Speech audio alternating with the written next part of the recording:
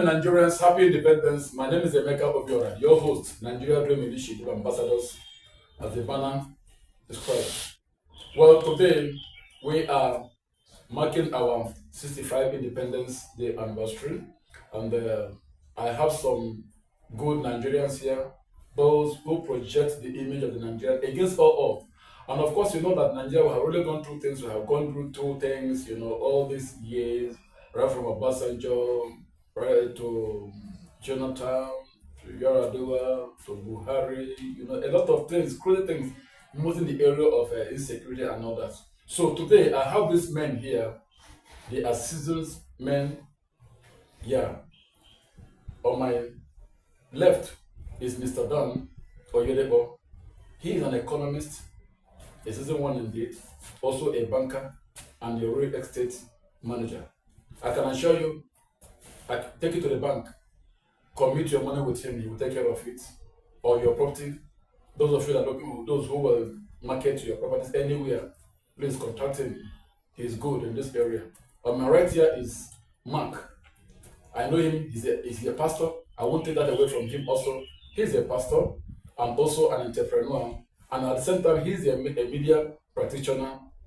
He likes analyzing politics.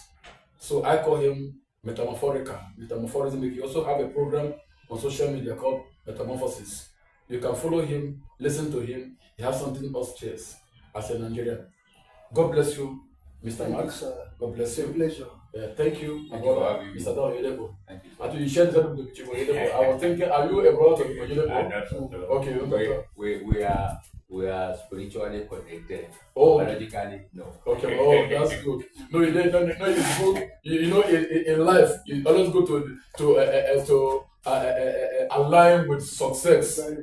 You understand me? So, Oyedepo is already a brand. It's a global brand. So, once you are Our Father in the Lord. yeah. So, how do? Okay, thank you for that connection. God bless you. So, like today, we shall be looking at Nigeria yesterday, today, and tomorrow. What is yesterday? Yesterday, what have transpired in the past, what is happening today, and we now project into the future, which looks like the solution. So that is it. I know Nigeria will have struggling two major problems. Our economy or rather economic policy is not stable. One. The number two also the insecurity, which I know they are like 5 and 6, like oil and salt. They are always there. So when the security trusts them, the economy will thrive. But there is something like it in Nigeria, which I have been saying over the years. This country will need a vision. Please, Mr. President, His Excellency Bola Ahmed Tinubu, there is need for a corporate vision. Fine, you have vision of renewable agenda. When you leave tomorrow, where will the renewable agenda, where will it stand? What will be the fate of renewable agenda? So, and that is why people like us are clamoring for a corporate vision. Where will Nigeria be in the next 100 years, 50 years, when we are no more? So that the people who are coming tomorrow, they will also pick up from there and begin to run with the vision. There is nothing wrong with Renew Hope agenda. Fine. Buhari was changed from their next level to there. No more change, no more next level. I mean, tomorrow now, when you leave office, there will no more Renew Hope agenda. So and that's why when we have a vision, as a nation, fine. Tomorrow, if I become the president, I know where we're going to. So that is it. Thank you. So, my brother, Mr. Dan, I know you are not you are not part of the ancestors. Those who have lived maybe 80 or 90 or 100 or even 70. But let's start from where you begin to see Nigeria. Is it from 80s or from 70? I mean, from 80s or 90s or 2000? When did you begin to say Nigeria? I think when we say Nigeria was good yesterday, from what point, sir?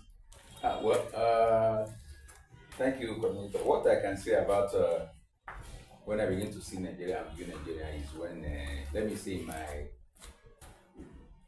early 90s. Okay, early 90s. Okay, Early 90s. that was when probably Babangida was in I power. think Babangida was in Yes, power. yeah. I was aware when Shagari was in power. Chagari. Yes, before That was 80s. 80s, before Buhari took over. Okay. Then before Babangida Okay. took his government. You see, what I could see that Nigeria always have a saying that previous government is always better than the later one. That is Nigeria factor. If you look at it, even since the democracy system took over, since we have our democracy, if you look at it, when President Obasanjo took over and he left, people were saying his government was better than Yaradua. And when Yaradua left, died, then Jonathan took over. They said Yaradua government was better than Jonathan. Then after Jonathan too, we have Buhari. People were now saying Jonathan government was better than Buhari. And after Buhari left, Tinubu is here now, President Tinubu. The general saying now is that Buhari government, that's that I was saying Buhari government was worse government. They said it's even better than that is Nigeria. That is how it has been going. God have mercy. God have mercy on us. But you see, by and large, so far so good. We are not condemning the government totally, but there's a lot of things the government have to put in place. The government too is putting one or two things together. He said a renewal agenda. But the primary role, or don't let me go there. I've answered your question. Maybe I should start from. Okay, thank you so much. Mr. Mark, or do I call you a pastor? Mark, okay, let's use the word pastor. So let people know that you're a pastor so that you use your anointing to tell Nigeria. So, like he said, he saw Nigeria from early 90s, though he was aware, when Shagari was from here. When you begin to see Nigeria, if the answer yesterday was better, from when? From what point? That question, if I'm to give an answer to that, is somehow dicey.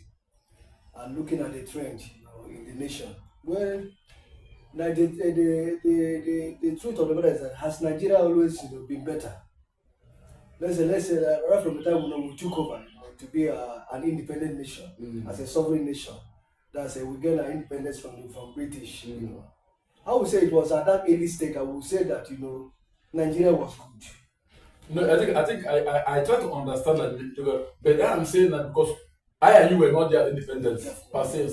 So you are like, if we see a person who is like maybe like now 80 or 100, who may physically, we're looking from your own. Let me use from your not from your experience. If you are saying that Nigeria was good.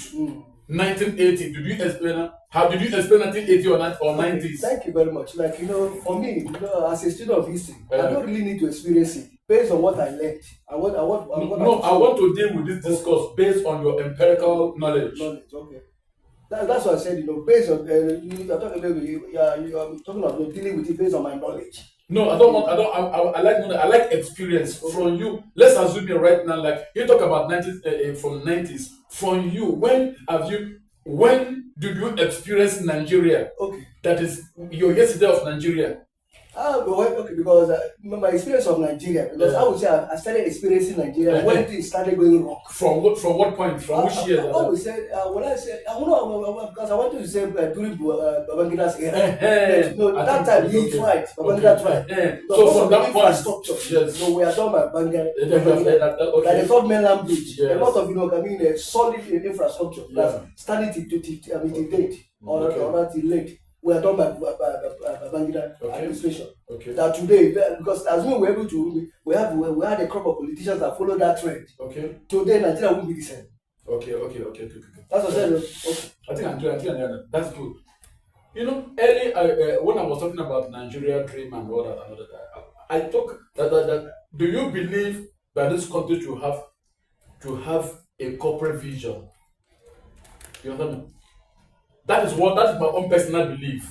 You understand that Nigeria should have a vision. But from your own point of view, do you think that having a corporate vision that the whole of 250 million people will know that this is where Nigeria is going to? For example, we don't have vision 2020, which died practically. You understand me? I was looking at myself this morning. If that vision 2020 was in place, by now we are conquered, we have advanced. So do you think it would be okay for Nigeria to have a corporate vision as a nation? You see, the way I look at it is it has to do with different individual and different government. Okay. For instance, for every organization, there's what they call their mission and vision. Thank you. Every organization will have a vision, and they will have a vision. Yes. And the vision continue. Why? Because there is somebody behind the scene that holds that vision. And he will not allow that vision to die. Very good. But meanwhile, a country, there is nobody behind the scene. A government comes, a government goes. The country still remains. So every individual will come with their own vision. I remember when Oyedepo was the president, he said he had 5-point agenda. Yeah. If you remember very well. Yeah. Now, Oyedepo left. His vision ended. And government is about continuity.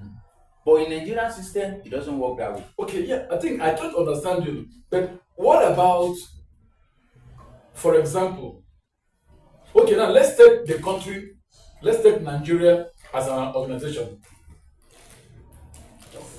Let's take this country because now human being runs the organization. So Nigeria is an organization. We are Nigerians. We now say, okay, this is where we are going to as a nation. And the whole people knows. Won't it be okay if this vision is being known, then when we are no longer there, the people who are also, because I asked somebody, I have a chat with the Sambo Mazo, former economic summit. He says something that the vision 2020 because it was not enacted, the bill was not passed at the house. You understand? So you spoke about 5-point agenda. Even if you bring in 5-point agenda right now, if you implement it in this system, you will see it will both fall. So I am saying, won't it be okay if we have that this country want to be known as a land of opportunity, no matter where you are? Then everything will fall in place. Even when we're no longer here, when any person comes, he or she will know that this is where you're going. I agree. I understand where you are going. Yes. Are you getting me? I know where you are going. Yeah. But the point is this. You see, the way the country is being structured, it doesn't go that way. Okay, it doesn't go. Let me give an example. When Kennedy was the president of the United States, the only country that beat Kennedy, the United States, in getting to the moon was Russia. Russia was ahead of the United States. You can go and find that, getting to the moon. But Kennedy said something. Kennedy said, in no one time we will be there also. In that period, I think that is 1968, 60 something year about. Kennedy was killed. He was assassinated. Yeah. And after Kennedy was assassinated, the VP that took over from Kennedy, he fulfilled that vision, not less than 6 months or 8 months later. That is because they have a vision that they are following. Yeah. But if you look at our system here, if a governor is here today, this is what I want to do. This is our project in the state. Yes. This project is supposed to continue. Either I'm alive or I'm out. But immediately the governor or the president leave that position, the incoming one will abandon it. And that vision ended. Okay, now, based on this, because I remember I have looked into Nigeria. I have listened to the speech of Abubakar when he became our first prime minister. I have listened to Gowon. I have listened to the last one they shot from Muhammad Mohammed, who even Obasanjo again. Listen to all of them. So you find that all these people they have come and they gone and their dreams and visions are there. What do you think will be the solution to sustain this? If we have vision as a nation. Now, not the vision that I brought or you brought as President Rwanda, but when 3 of us now come together as a nation, Yoruba, Hausa, Igbo, Abi, as is case here, we'll now get our people say, okay, we want to decide this country with now, then we'll now decide about it. Then how then do you think of such people can sustain? Thank you very much. I think with the present situation of the country of Nigeria, we have to do what redefine this country. Okay. Because from onset, just like maybe looking at the constitution, the military say we the people of Nigeria. How many Nigerians, how many representatives of different regions came together to say this is our constitution. Right? What you have is what the military giving us their own constitution, saying that we the people of Nigeria, which they were know what a kind of representatives from different sections of the country that came together to say that this is a kind of a bylaws that want to enact that should govern us. So that for me, I mean, if we kind of want to chart a new course. We have to do what there's a need for us to come at a round table conference. I mean, are we going as I said, to define ourselves, our existence? Okay. Are we sure want to do? I mean, want to really be Nigerians? Because if you look at what is happening today, people maybe let's say they will do us. If you ask them, they will say they are not part of Nigeria. They are the ones the same thing. The Biafrans the same thing. So that's what I said. Unless we want to deceive ourselves, because that's the story. I mean, the situation we have to do that. It's deception in the life. We have to do what? Redefine this country. That's because if we don't redefine this country, the question of maybe having a corporate vision will not be there. Wow. Because that's why today, that's why I'm not surprised. Maybe a particular person will come today and say, I have my own personal agenda. I mean, by the time that person leaves, the agenda dies. Because there's no corporate agenda. That's the problem. And we can't move forward if there's no corporate agenda. Like most nations have, as I learned, 25 years, 100 years visions, goals. Because it's a corporate agenda. So even no matter where you're coming from, when you come, you know that what this is something that is on board, on ground. You do what? You start following it. You understand? Yeah. So that's what I said. We need to, as a nation, we need to define our existence. So you mean, as it is now, for us to be able to get this thing, but we have to redefine Nigeria. Yes. Nation. Are we really want to? Do you really want to be Nigeria? I mean, want to belong to this entity called Nigeria? So that will also help in yes, and then from there we can do what? Take it up. I mean, start a new course.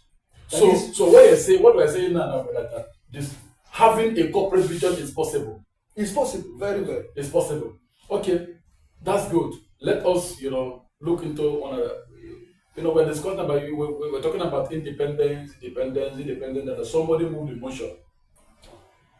I'm going by history. A man called Anthony Enaharo, moved that particular motion.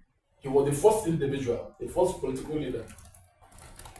What do you, in your own analysis, just in a briefing, just that type of leader? What do you say about him? Well, Pa Enaharo is an individual that I look at him that these are real Nigerians. Wow. These are leaders that they believe in unity. He moved that motion when he was in the Western Region House of Assembly. If you can look at it there, that was when it was in 1953. That was when he suggested that, look, let us, he was clamoring for the dead. Although the other part, our brother from the northern part said, no, we are not ready. Yes. You understand? Yes. But he was seeing it, not only him, and some of his colleagues, they were looking at it that, look, we were even over ready. Based on that, we, the Western, are there. Even up to tomorrow, they still believe that they are the most educated among the other tribes. Okay, the Western. Yes. Something. And if you look at it, somehow, because of the role I won't place. They were there and they were able to get the knowledge, the education, and all that. So he was looking at that, let us be independent. Because they were looking at it that at that particular time, this is what they can do. This is what they can do. But you see, life sometimes can be funny. Because you will discover that after the independence that we have, but don't let me even go there. But let's limit it to let me limit it to at least he was a very noble person and a futuristic leader that is foreseeing that Nigeria can be independent and we can do it. We can govern ourselves. Yeah, how do you see your own analysis? Well, those guys, in fact, to be honest with you, sir, they were fantastic in their own era. Because those are the guys that really had passion for Nigeria, for self-determination. Because this is a gradual process. Yes. Being under a military, what they call it, colonial. They were kind of looking for autonomy, such a time that they will allow us to do what to govern ourselves. Because they had the word genuine intention and genuine reasons. And if you look at the likes of Ezekiel, all of them. But it's just that that's what I said. That's why when that first question you threw at me, I was like saying that Nigeria as of then to compare to now, those guys they had wonderful vision. I mean, fantastic. Kind of let's say as their programs were continuing up till now. I believe by now Nigeria will be like the way it is today. That's good.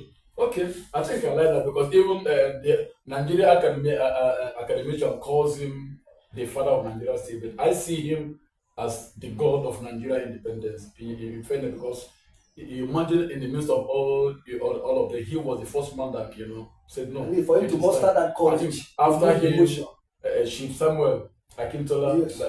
they pick it up there and there. They were still battling with it before. I think the pressure from Tafawa Balewa. I think he was the last person that also then it was granted and all that for other things. Okay, that's good. So we cannot discuss Nigeria independence without talking without mentioning Yes. Pa Chief Anthony Enahoro. So let's look into our security architecture as the case where. Though I know that the issue of security is what we hear from the social media, from the news, you can actually analyze. But so far, so good. In Nigeria security today, we have seen the way Amana people are being lynched, in Benue, in Plateau, in Zamfara, in Madukri, even in the southeast. Even right now, the experts are saying that even the southwest is not safe. Yeah, they are coming into the southwest now. Right? That they are not safe. And that's what we're talking about the issue of state policing. I don't know whether time will permit to discuss about the state policing, but so far so good. We have seen the problem around security. What do you think that can be a type of solution to insecurity in our country? The question of insecurity in the country, let's say starting from in the past, because that's why you can't talk of economy without talking of security. Because I mean, there's a link. Yes. Between the two. There's like security 5 and and what? 6. Yes, definitely 5 and 6. Yes. Security and what and the economy. Because I believe if the economy is good, because anybody going into maybe what they call like maybe let's say banditry, kidnapping, all those things. I believe if you're okay. Yeah, maybe let's say as a person, if the economy, was good for you as a person, you won't think of, start going in maybe unless of course, if you are maybe a greedy fellow, okay, or you may be a mischievous fellow, or maybe you want to kind of. So there was no right-thinking person. No right-thinking person. Want to yes, of course, if you are empowered financially, if you are if you have something you are doing that fetches you money, that occupies you, that engages you, God be like what? No, maybe that's what they said. The idle mind or whatever is the devil's workshop. Okay. Because in the event maybe whereby you look up or you look around, there's a kind of no hope. That you don't know where your next meal will come from. These are things that we know before you know it. It can make you to do what because at that point in time you're looking for how to survive, battle for survival. And if care is not taken, if you're not kind of a disciplined failure, you might look for any other means. So in other words, you are from what we are postulating right now. Yes, sir. We're saying that buoyant economy. Will minimize against insecurity. Insecurity. Yes, sir. Okay. He is saying buoyant economy. What about let me also what about the interference of foreign countries? Because for example, this issue of arms proliferation and all that, small arms comes and people I think we have heard most of people from Saudi gave information of some people who are behind banditry. Is it not Saudi that Dubai? I mean, okay, Dubai, yeah, thank you, Dubai. And even recently, and even US is also being accused and all. It's not kind of a thing. So, how do you mitigate that? If there are foreign people who are also benefiting from the insurgents? That's what I said. Because let's look at it holistically. This insecurity. Okay. Because a lot of factors will be responsible for that. Okay. Like some of all this, like maybe say this foreign this thing that are maybe some of the kind of responsible insecurity for their own selfish agenda. Okay. Like I think I hear stories like in different let's say regions of the country. But because of the kind of the mines or the goals, they want to kind of create artificial insecurity in those areas. Okay. Because of what I mean. So they can mine mine this. I think that it's actually for me at that instance it's artificial insecurity. Because it's done based on the individual's selfish agenda. Because I think one of our former general, is it Brigadier Alpha Mustafa, he said he described about he said it California in Madrid. Today is happening. There's a place that they deliberately put in insecurity because of the goals and the decision that they want to make. Because if by the time like as a government, if the insecurity is in a particular part of the country, you won't like to go there because they have a kind of they have disrupted you. out of from the reading that they are doing. Okay. That's what I said. Well, a lot of factors could be responsible for that, for insecurity. Okay. Aside the economy, sir. Okay. Now, because insecurity is a major issue, he is also just opposing, comparing that if we have a buoyant economy, that it may likely mitigate to minimize the insecurity. In your own analysis, do you really think or believe that will be possible? Because the people who are also involved, some of them are multi-millionaires already, who are making money from kidnapping or whatever. Why have they not stopped? They are still perpetuating the evil. Well, my opinion on that is this. You see, without security, the economy cannot strive anywhere. War. The first thing, the primary role of any government, anywhere in the world, is to save life and properties. Any other thing is secondary. So, if the security is not there, economy is not there, because it's not going to work. I can say it openly. Ever since we have been clamoring for foreign investors, have you ever seen foreign investors coming into the country for business? They will tell you that yeah. Can you really see? You know what? No reasonable businessman will come and put his money where there is no safety. And even some companies have left the country also. Because people like Donald security play a very vital role in any country. If there is no security, nobody will stay. We are here today because the Lagos state government put security in place. If security is not there, we will be hiding somewhere. Look at what just happened in Abuja. I don't know if you are aware about the channel lady that was killed. Yeah. I was getting some information this morning about what led to her death. She was staying in a particular big environment apartment, according to the news this morning, newspaper this morning. Review. Somebody got an information and he was giving us the preview. There's a video too. Like person came out. The environment, they said the armed number that came there, they are about 15 in numbers and well armed. And the apartment is a very big apartment, well fenced and security. They have about 2 bed, 1 bed. And what did they do? They put all those people inside the different rooms and they were locking them up. The lady was afraid. She was afraid. Because they were about to get to her apartment. She was afraid to the extent that she could not bear it again. She had to jump, not that she was shot. She was not shot.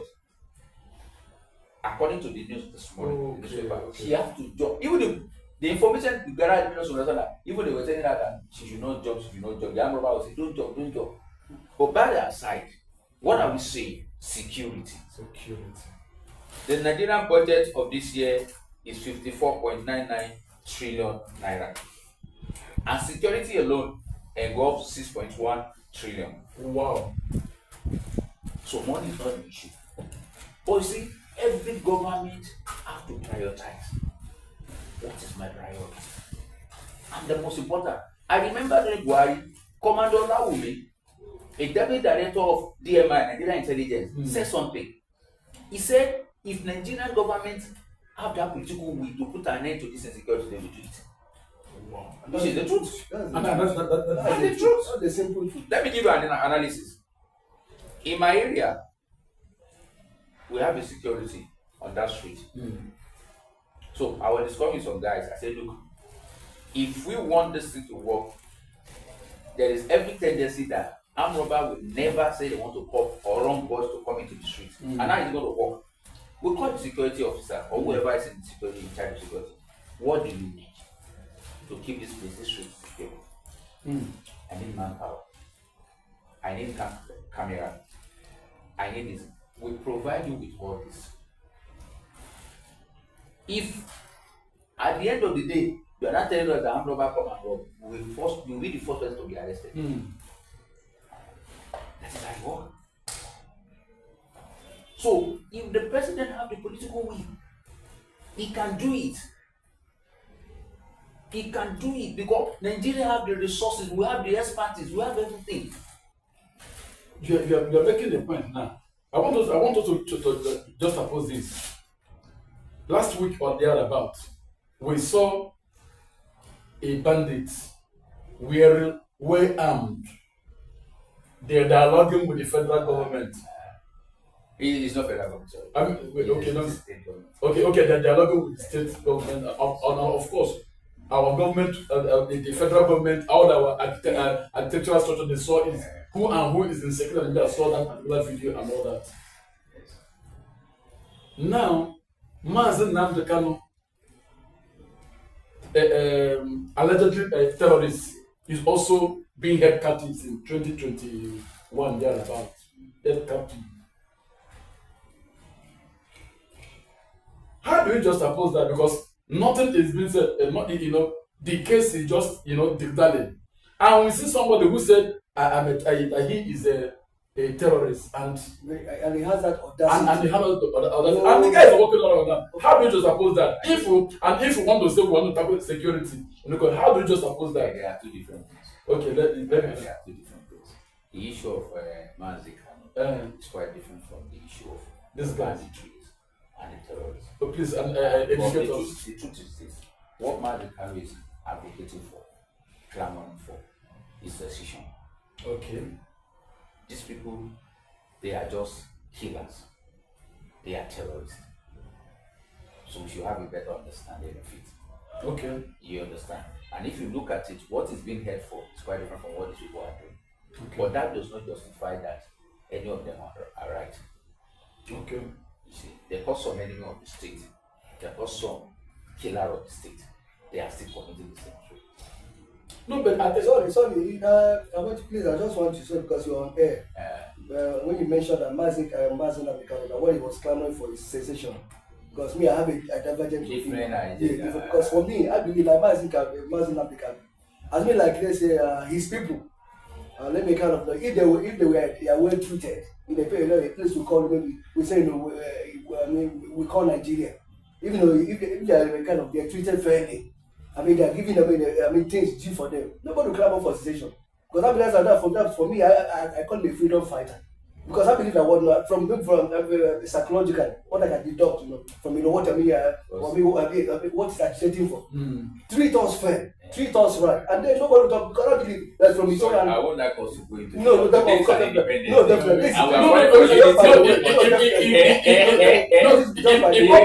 Because when discussing security and insecurity, because that's our main point. Because last year December, who is who? Because some other people did not travel. Because I want to go back to that terrorist guy. Okay.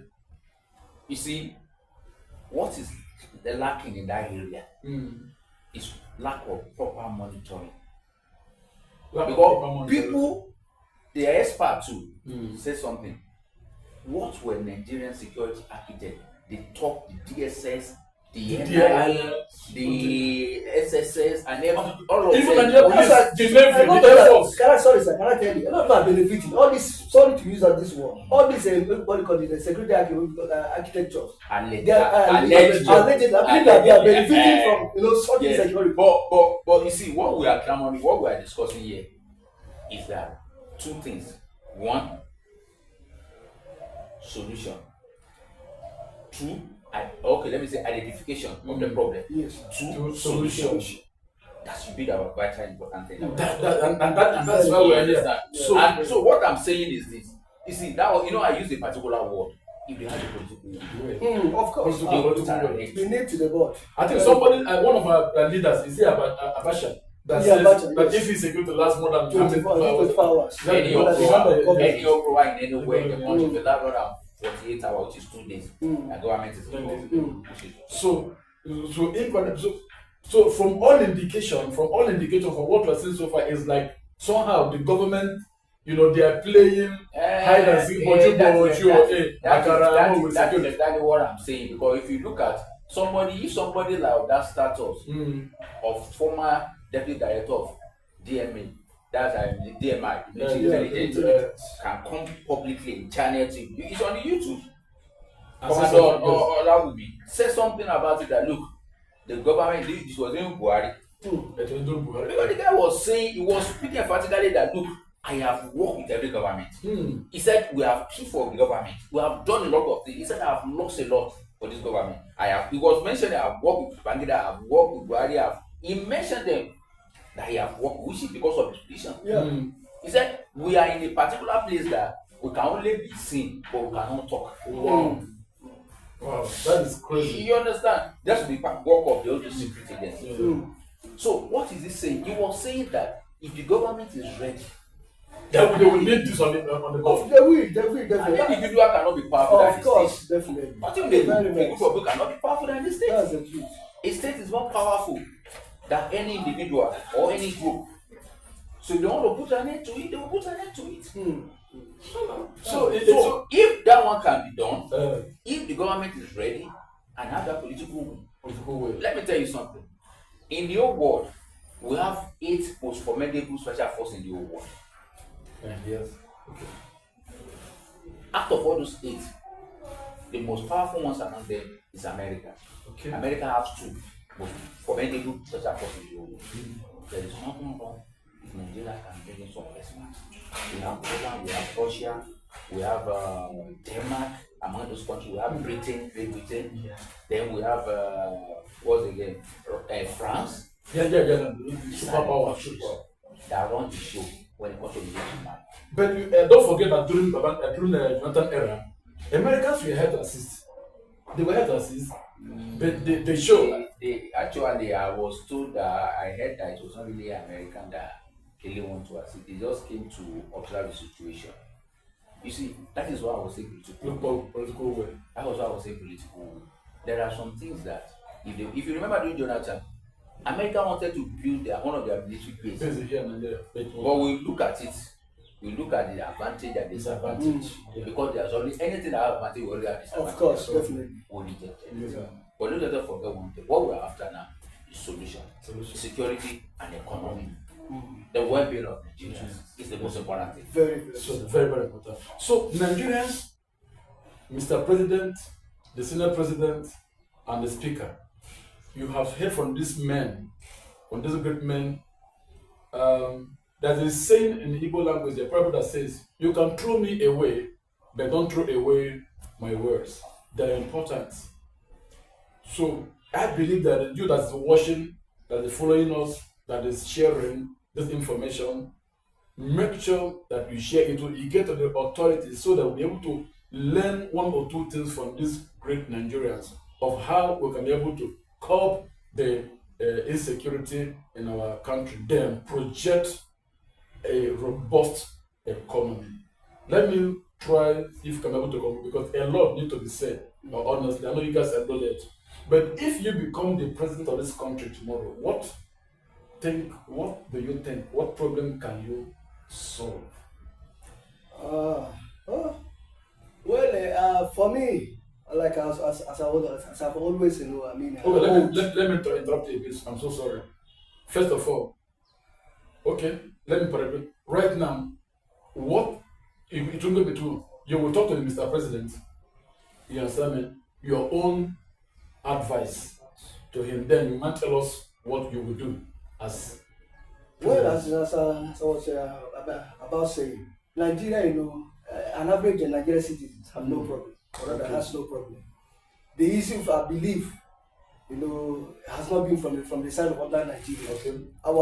That's our major problem, right from time immemorial, as the leadership. Okay. Because even they say everything starts from the leadership. If the head is sick, definitely it will affect the whole body. Definitely. And I believe that if we get Nigeria right today, if we want to get our leadership right. Okay. The leadership just has to be right. Because from there you do what you're able to do what get the other parts of the body right. So that's what it's like. Maybe my advice to Mr. President, like I would say that knowing the fact that Nigerians have no problem. What I mean, because as I said, you try to look at the welfare of the ordinary citizens. Okay. Because if any government that comes to place that cannot prioritize the welfare of the citizen, that's a bit of failure. Okay. You can't succeed as a government. Because why are you a government? if you know if let's say if your citizen cannot your impact cannot be felt by your citizen. So in other words, your word to the Mr. President is to put emphasis in the welfare. Yes, alleviate the sufferings of the masses through his policies. Of course, and how do I empower the masses economically? Because whatever maybe I say Nigeria, if I cannot maybe get if I can't feed myself, I can't get the military. And you must eat. I must eat. So you find a way. Because I need to know that even I need to survive first of all before talking about other things. If my means of survival is what is being threatened, then there's a problem already. Yeah, because something must kill them. So that that welfare is paramount. It's key. So Mr. President, he is saying, please look into the welfare. Please, I don't think to him. I believe I would, because I don't know where these broadcasts might get to. Yes. Please, some of the policies that we are crying that please they are harsh. You should do what no, look into them. Okay. I see if they are really and I see that what no is these policies no are they really are they really harsh? Yes, definitely. So that if there are some that we need to reverse, please, there is no late. We can reverse some of those. Okay, now tell me one problem you will solve as president. His Excellency, Chukwuocha. Just one. Okay, let me use a contemporary language, like what you are battling today, like the issue of the fuel, the fuel price. Okay. I believe, we're not saying that don't remove the fuel, the fuel subsidy. Okay. We can do it. It should be a kind of a gradual process. Okay. Because we are looking like other countries that produces oil. I believe they make it. I heard that there's someone that pays their citizens from their oil every month. Wow. If a certain percentage goes to what ordinary citizens of that country because of what their oil in the lab. But you know what I will believe in? Okay, so it means if you become president, you will try and crash fuel prices. I will do that. Oh, thank you. God bless you. What about you? Please, what is your advice to the president? Because right after this segment, the last one we are going to look into this new tax policy. We'll conclude with that. So, well, for me, the first thing I will talk about, or my advice to the president, please help us to feel this insecurity is the priority. No, please, I want to beg you, not because you're your brother. No. Local palace. No. There is no. The idea is this. We are talking generally, and we are talking to the president. We are talking to the world. Yes. So, and you asked me a question. If I have the opportunity to meet the president, what would I tell you? Thank you. This is what I'm telling you. It should fix the insecurity in the country. Wow. It can do it. Fine. I learned that I want to look into the state policing. Okay. Which I believe is a very good thing coming. I don't know whether is that because that state policing is like maybe after this. Likelihood of it being abused. When you look at it holistically, the advantages is more than the disadvantages. So maybe yes. But if you look at it now, let's even go to look at it when this thing came on board, this regional security act, we have the Amateku in the south. Yes, we have the Rubago in the northern two have their own whatever. So it might depend on how it's being managed. I don't know if other ones because some experts are also seeing those security acts now. They are working. You know those things. Because they do not want it. Because they do not accept it like that. Yeah. But if you look at Oyo and other once you cross Chagama, you will see the station. They are being well organized. So well organized. So that's what I'm saying. You see, leadership is very important. No, like you said the other time, it's very important. You see, the head is very important in any organization. How come, in spite of what we are saying, some of these organizations that are being privately owned, they are thriving. Yeah. But when it comes to government, it collapses. It's a problem. Because lack of organization, and people believe that any belong to government belong to nobody. Exactly. And that is a very powerful free for all. You understand? Like another thing I've discovered in this country is that offenders are not being punished. That's the truth. That's culture of impunity. Yes. Offenders are not being punished. So are you okay now? If you become the president now, so we're going to punish. Absolutely. You will punish offenders. When I was I've single-handedly, I have sacked staff, branch manager. I send them because you can't be working with me and be stealing. And that's the way the company grows. If because your superior did not steal, why will you be stealing under me? That's just me. And I will not cover you up. People look at me. I've seen an elderly man that look at me and say, "Look, Dan, I like you, but you are too cruel." Because there's some things I will not turn my face away from. That is me.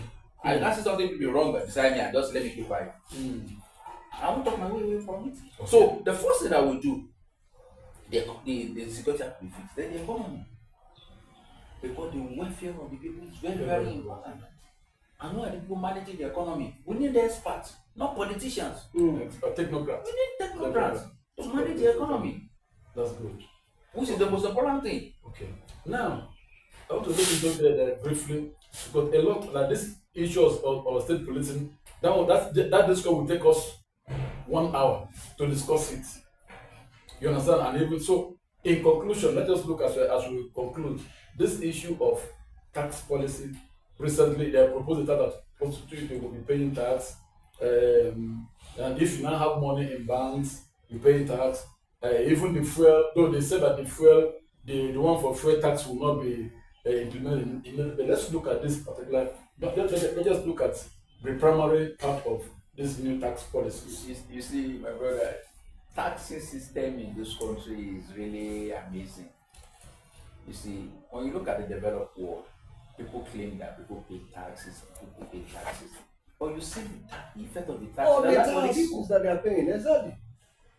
You see, I do tell people, they will tell you that you want to go abroad, and Nigeria is better, I cannot go. I will keep on telling them, you are telling Nigeria is better, but you not go abroad.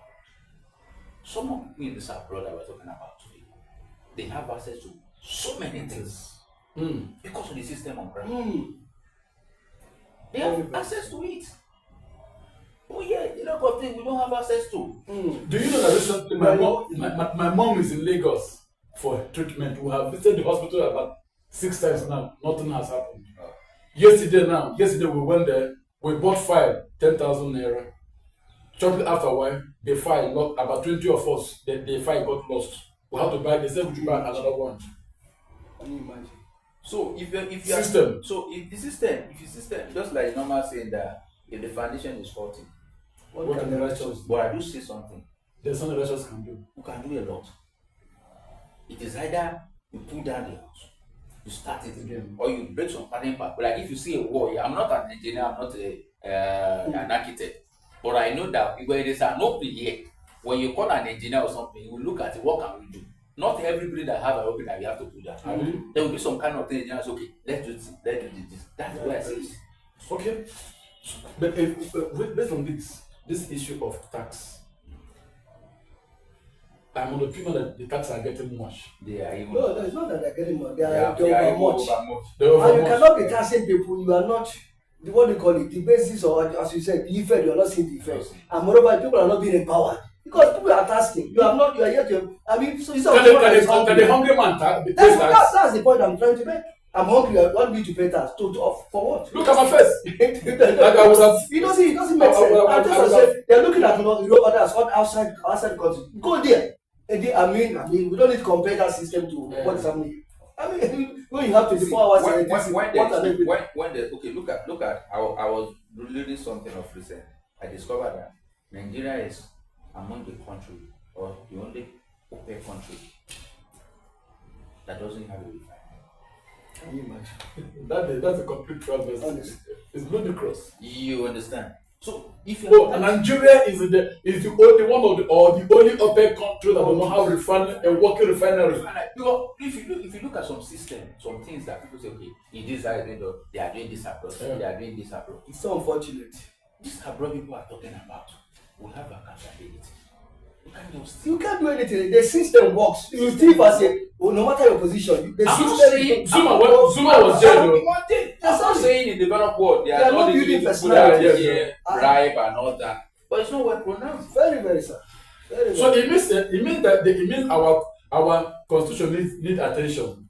That this issue of immunity need to be expunged. Exactly. Okay, on this, Mr. President, Nigerians are happy that we are celebrating today. You have heard Nigerian people spoke on this. As we conclude this, please, you have heard about the taxes that is already a burden on the people. So you have to look into that also. You have heard about the willpower, political will to curb insecurity. We also have about the policies that will make our economy to be robust and all that. So these and many more. Of course, listen to this tape, share and like and follow us on YouTube, on and on social media, on TikTok, on Facebook, and all that, so that you'll be able to understand what I'm talking about. For me, I know that this the Nigerian dream is not a joke, a vision whereby that will uplift all of us. God bless Nigeria as we bring this discourse to a close. Don't forget, our future is great. That is the number of quotation. God bless Nigeria. Thank you. God bless you. Thank you, my brother. Oyedepo. Thank you, an economist. Thank you, Thank you, sir. Mr. Mark, Thank you, sir. a media practitioner. Always a pleasure. Thank you. God bless you.